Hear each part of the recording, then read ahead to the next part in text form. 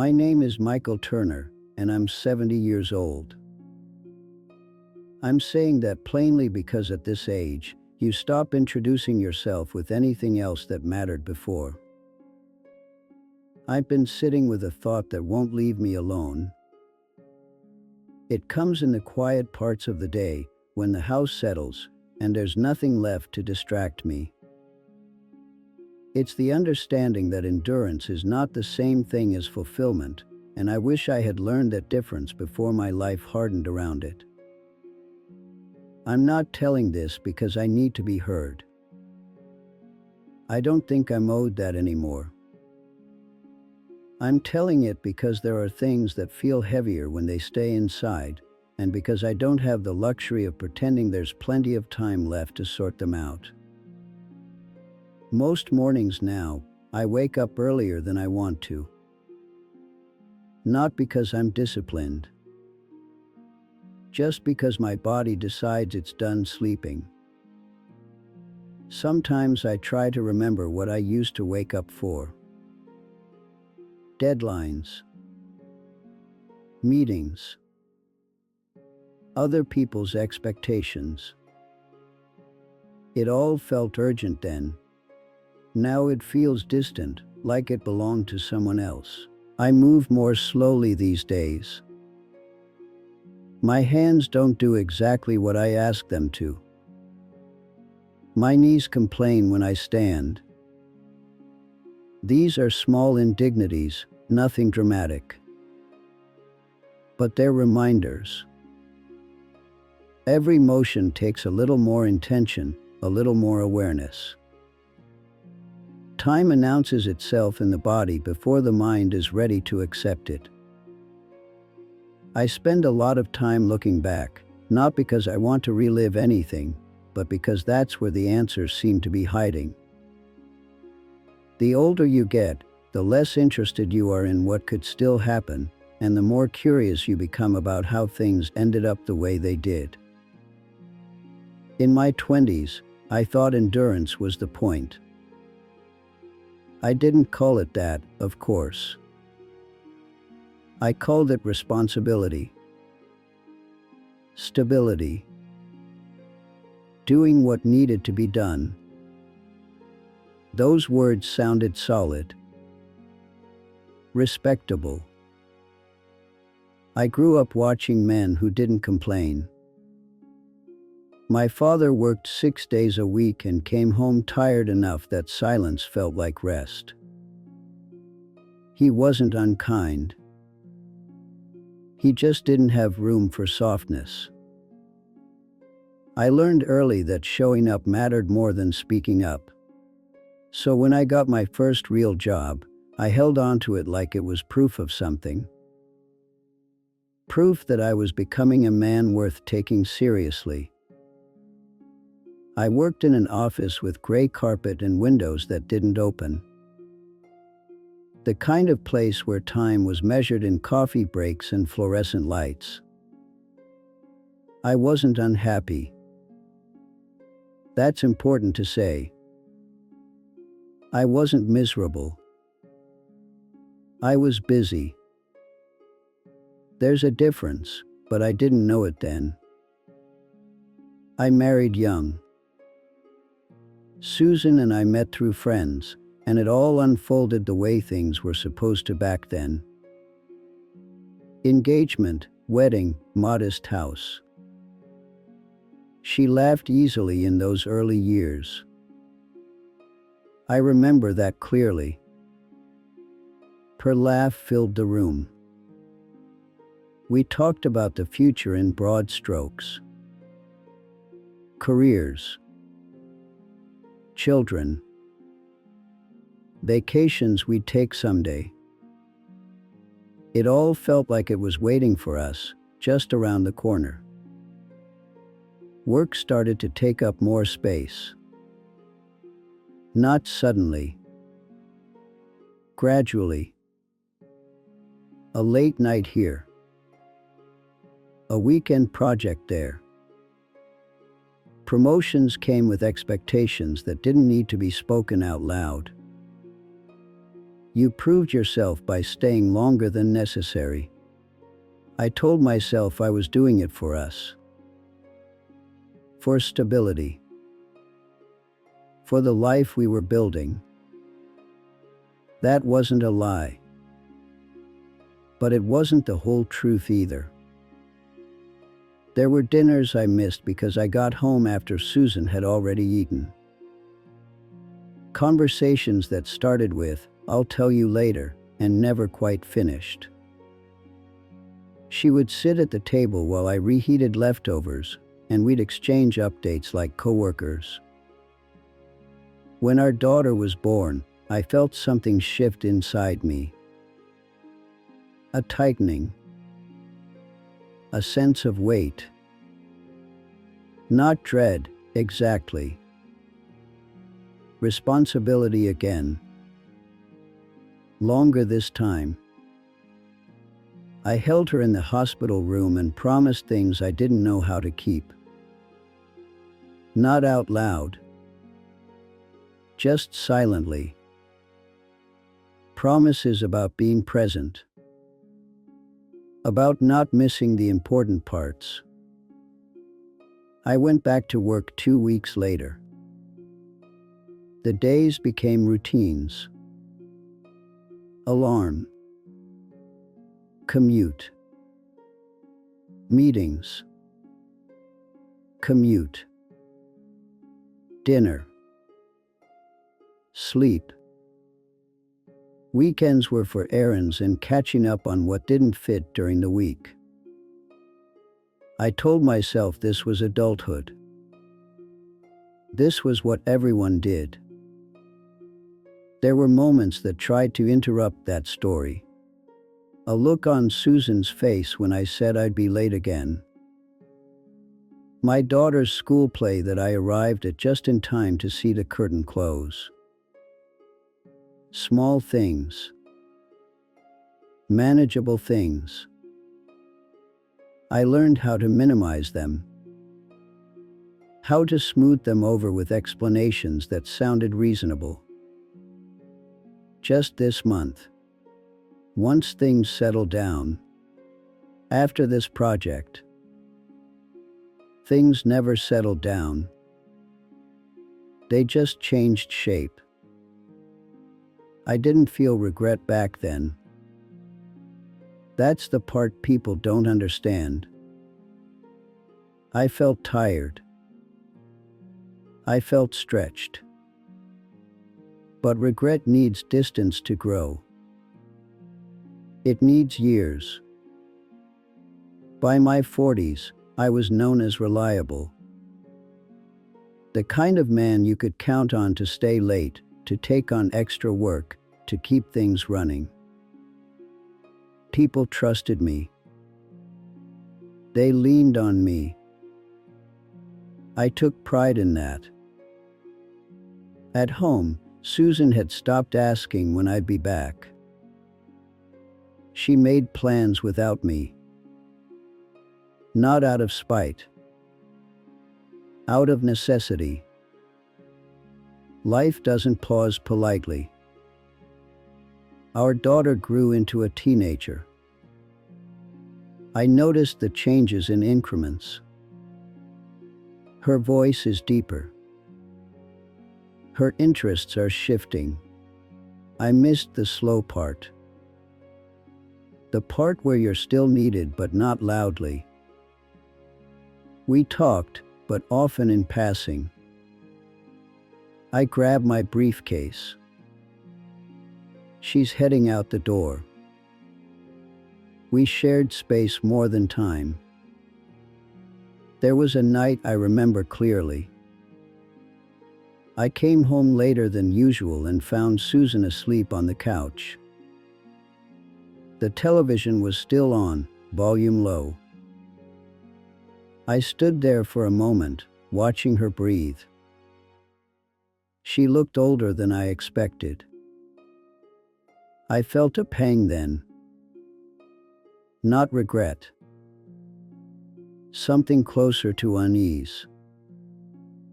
Like realizing you've been walking in the wrong direction without noticing. I told myself I'd do better. I meant it. But meaning something doesn't automatically change habits that have been reinforced for decades. The slow cost of all this didn't announce itself. It accumulated quietly. Like dust. You don't notice it day to day. You notice it when you finally stop moving long enough to look around. Conversations became functional. Updates instead of stories. We stopped sharing the small, unimportant details that actually make up a life. I didn't know how much those mattered until they were gone. When Susan stopped laughing the way she used to, I told myself it was stress. Or age. Or just the way marriages evolve. I didn't ask her what she felt. I assumed endurance was enough. That staying was the same as being present. It wasn't. The turning point didn't come with fireworks. It came with a phone call at work. Susan had been in an accident. Not severe, they said. But serious enough. I remember driving to the hospital feeling strangely calm. Focused. This was something I could handle. A problem with the steps. Solutions. She was sitting up when I arrived, a bruise forming along her temple. She looked at me with an expression I couldn't read. Relief, maybe. Or resignation. We talked about logistics. Doctors. Insurance. Time off work. All the practical things I was good at. It wasn't until later, when we were alone, that she said something that still echoes in me. She said, "I didn't think you'd come." She didn't say it accusingly. She said it matter-of-factly.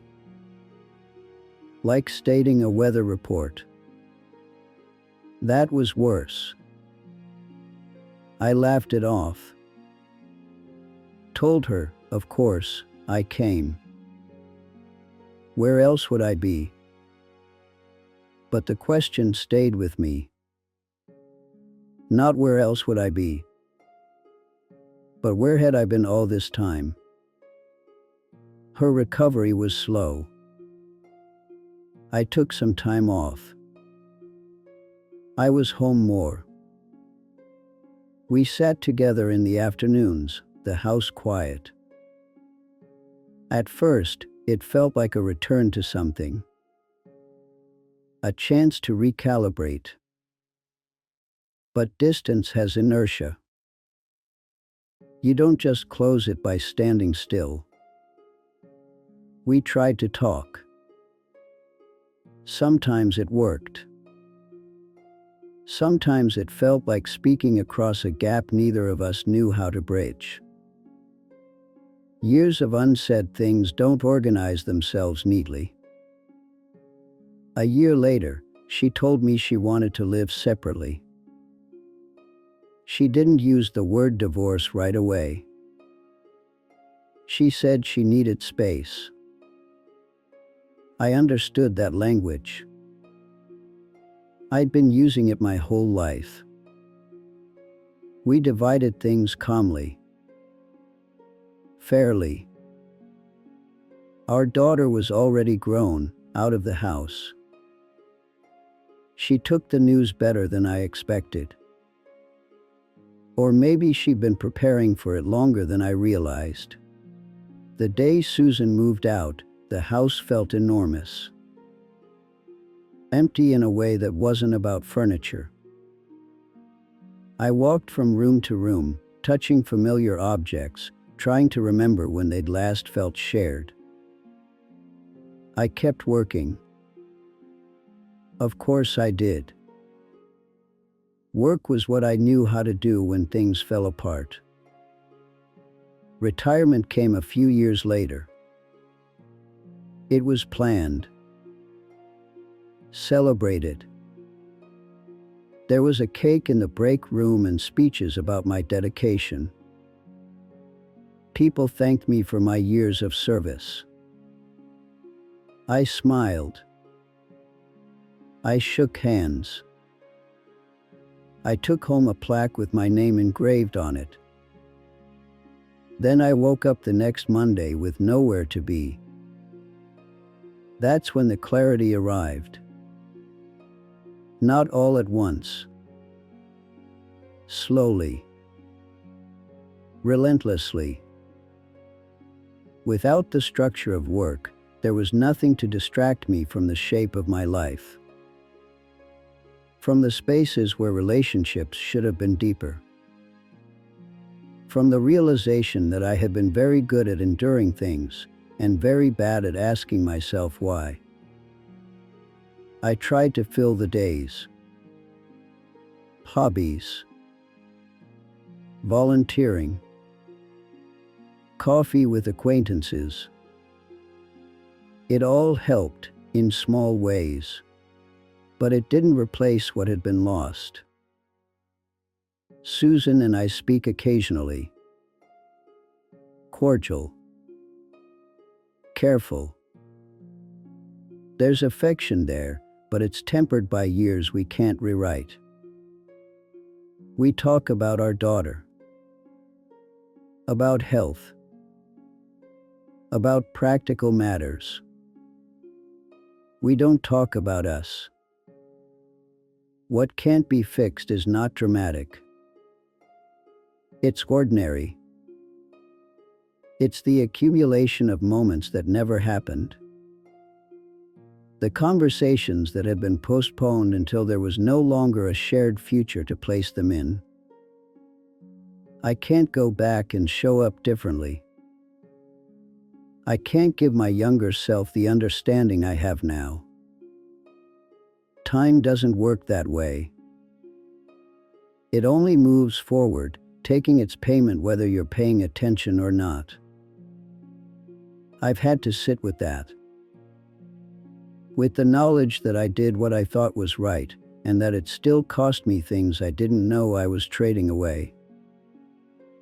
Endurance kept my life functioning. It kept the lights on. It kept the calendar full.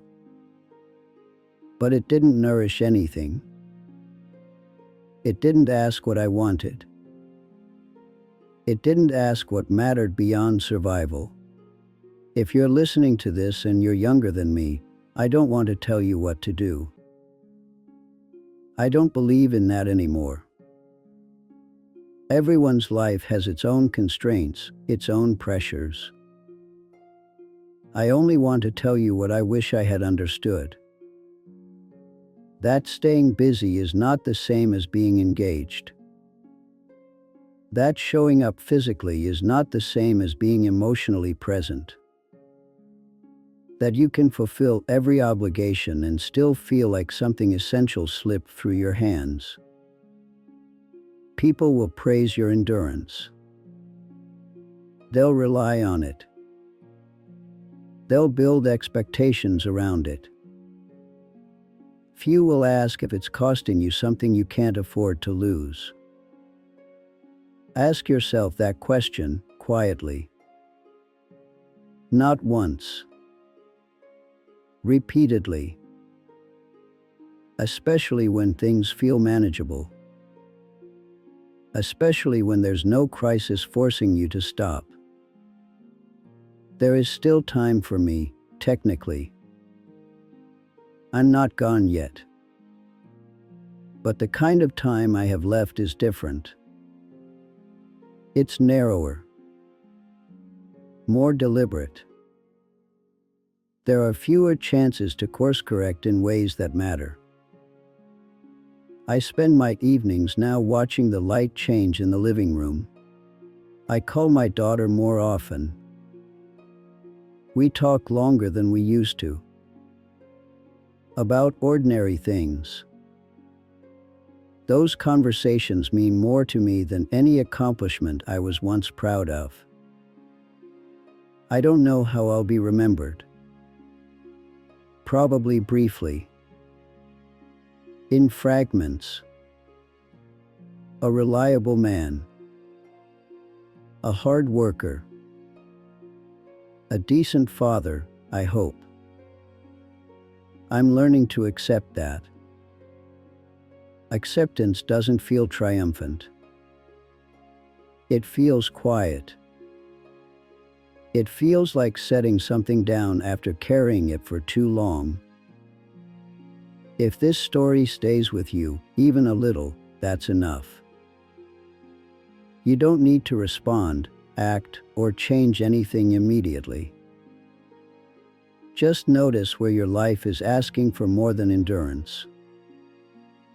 I'll be here, doing my best with what's left.